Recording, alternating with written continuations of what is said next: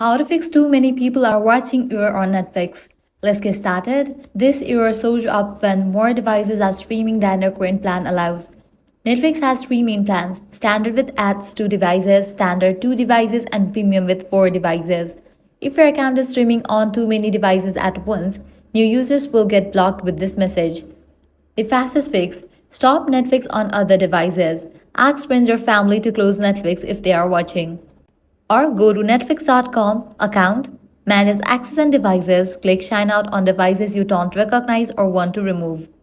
Next thing you want to do is sign out of all devices. For that, navigate to the account page, then head over to the option security and privacy. Click sign out of all devices. You'll need to log back in on the device you trust. This is great if you suspect unauthorized access. Next thing you want to do is upgrade your plan. If your family regularly watches on more screens, you may need to upgrade your plan. For that, you can navigate to the account page, click on the option plan details, click change plan, select a plan with more screen access.